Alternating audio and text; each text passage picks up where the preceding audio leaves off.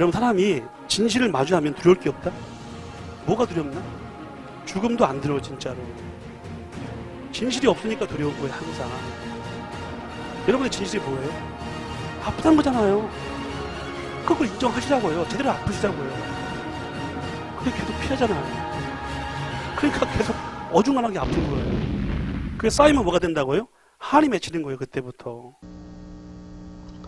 오늘 제가 아는 어떤 지인분께서 한번 분노에 대한 세미나를 한번 듣고 싶은데, 분노에 대한 세미나가 있느냐 한번 물어보셔서 제가 생각해 보니까 아직은 그런 게 있는 걸 잘 모르겠거든요.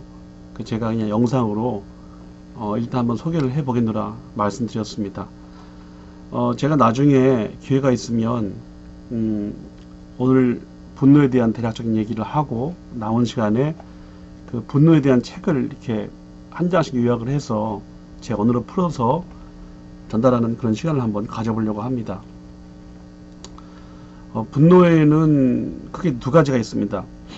앵거가 있고 레이지가 있습니다. 앵거는 분노고 영어로 RAG, 레이지는 경노라고 합니다. 경노, 욱한다고 하잖아요. 욱하는 분노, 그걸 경노라고 합니다. 그리고 분노는 몇 가지로 구분될 수 있는데, 첫 번째는 뭐냐면 의로운 분노가 있습니다. 의로운 분노. 일제강점기 때 여러분들 그 일본 제국주의에 맞서서 싸웠던 윤봉길 의사, 안중근 의사, 또 유관순 열사, 이분들 다 의로운 분노를 가지신 분들입니다.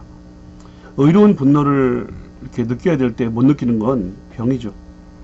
그건 마음이 병이고 양심이 썩은 겁니다. 의로운 분노를 느껴야 될 때 의로운 분노를 느끼는 게 옳습니다. 제가 항상 그런 얘기를 합니다. 좋은 게 좋은 게 아니라 옳은 게 좋은 것이다. 좋은 게 좋은 건 두 번째다.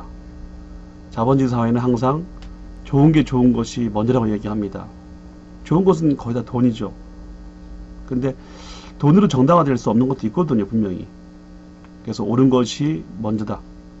옳은 것이 진리다. 그런 얘기를 많이 합니다.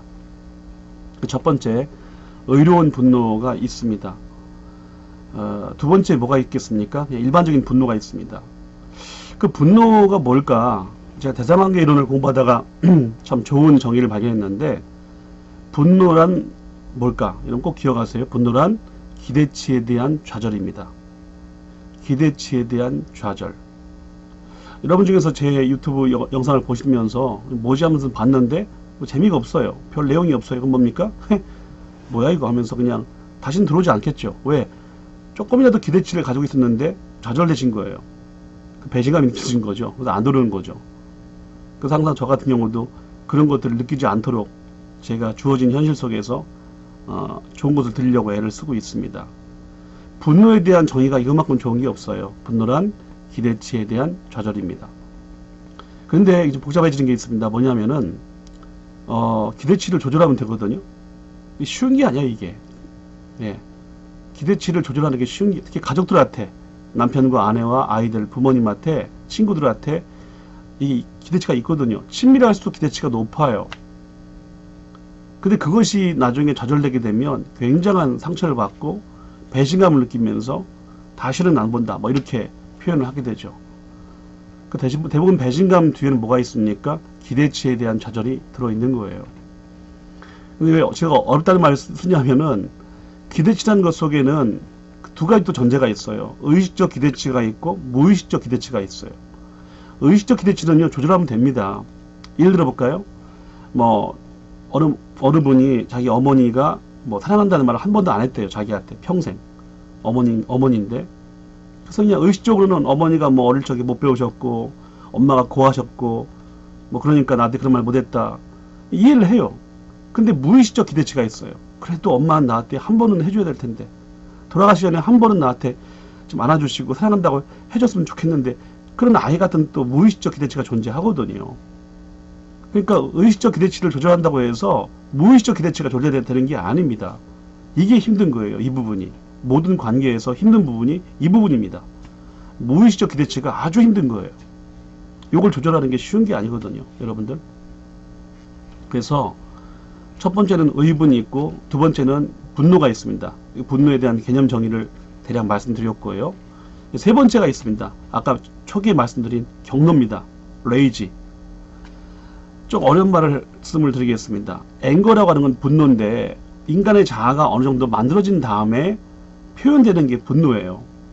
근데 경노는 그게 아닙니다. 아주 유아기 때, 그러니까 0, 3세 전에, 그러니까 0, 3세 때, 아주 그 신생아 때부터 시작을 해서 말도 안 배우고 자아가 이렇게 형성이 제대로 되지 않은 그 어린 시절, 그런 시절에 부모로부터 트라우마를 입으면, 주로 트라우마라고 하는 것은 상처인데 외상인데 주로 이제 거절감이겠죠. 거절감과 만족하지 못한 상태, 뭐 결핍감, 방임당함, 학대 이런 걸 다 포함할 수 있겠죠. 그러니까 이런 경험이 있지 않습니까? 그러면은 그런 사람들은 분노를 표현하지만 분노를 경노를 표현합니다. 욱하면서 그 순간 뭐 눈이 돌아간다고 하잖아요. 예, 눈빛이 막 살기가 막 나고 돌아간다. 그 뭐 배는 게 없다. 뭐 이성을 잃어버린다. 이게 다 경노에 해당하는 말입니다. 그래서 여러분들 욱하는 분들 참 무섭잖아요. 주위에서 보면 특히 아빠들이 뭐 욱하는 거 되게 무섭지 않습니까? 근데 욱을 많이 하는 사람들은 사실은요 굉장히 약한 사람들입니다. 마음이 욱하시는 분들은요 마음의 상처가 깊으신 분들이에요. 그걸 아셔야 돼요. 무서워할 필요 없어요. 오히려 그 순간 다가가서 그 헐크 같은 그분한테 많이 속상하셨나 봐요. 그 욱하시는 거 보니까 참 마음이 너무 힘드셨던 것 같아요. 오히려 이렇게 말을 해주면 오히려 다른 표현을, 다른 모습을 보일 수가 있습니다. 그 사람이. 네. 그래서 오늘 제가 짧게 말씀드리는 이 얘기는 아주 일반적인 내용입니다만, 이런 분노가 어떻게 뭐 선생과 제자 사이에, 부부 사이에, 자녀 사이에, 뭐 교회라면 목사님과 교인 사이에, 뭐 친구라면 친구 사이에 어떤 관계든지 다 적용이 되겠죠. 왜냐하면 거기 기대치가 있으니까.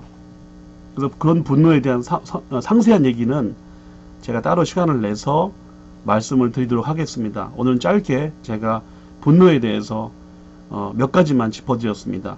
의로운 분노가 있고 일반적인 분노, 앵거가 있는데 그 앵거 속에는 뭐가 있다? 기대치가 있다. 근데 거기에는 의식적 기대치가 있고 무의식적 기대치가 존재한다. 네, 그 정도 얘기. 그리고 이제 세 번째가 뭐였습니까? 저도 지금 기억이 쑥 나지 않네요. 아까 말씀드린 것 같은데. 그래서 경노, 그 다음에 분노. 그렇죠. 경노에 대한 얘기를 제가 잠깐 했죠. 경노라고 하는 거는 어릴 적에 아주 어릴 적에 그 자아가 형성이 되기 전에 트라우마를 입으면 그때 생겨나는 것이 경노다. 그런 말씀을 짧게 드립니다.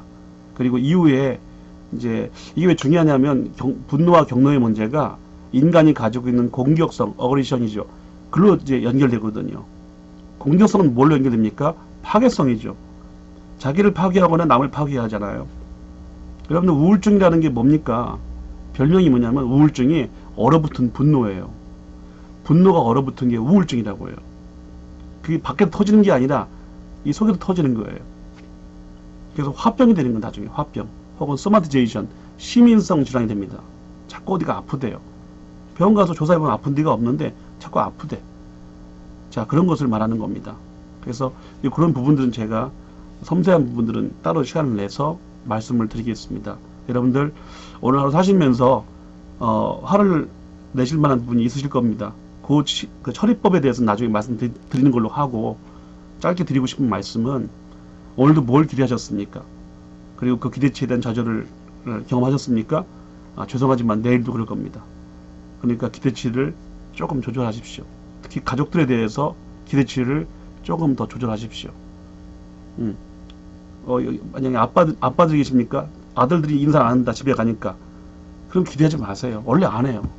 하지만 아버지는 애들 왔냐? 한마디 하면 됩니다. 근데 어느 날 그 아들이 오셨어요? 이렇게 인사할 수 있잖아요. 기대하지 않던 아들이 그렇게 인사하면 기특하잖아요. 신기하고. 네. 그러니까 그런 마음을 먹으시라고요. 예, 너무 큰 기대하지 마세요. 그냥 조금 기독교용으로 섬기려고 하시면 됩니다. 기대하지 마시고. 그러면 언젠가는 여러분들이 바라시는 그런 모습으로 변화할 수 있습니다. 짧게 분노에 대한 말씀을 드려보았습니다.